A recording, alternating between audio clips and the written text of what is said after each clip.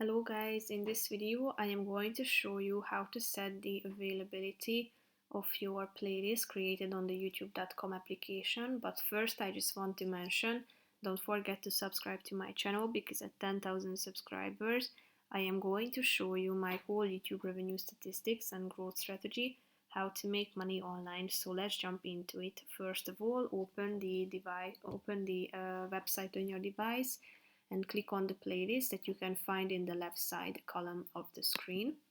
Tap on it, and after that you should click on this private button below the name of your playlist.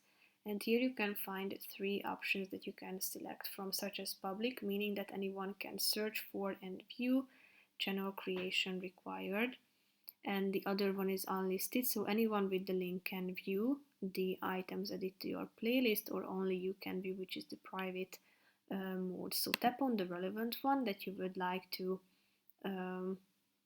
set it for, and after that the status of your playlist will be updated.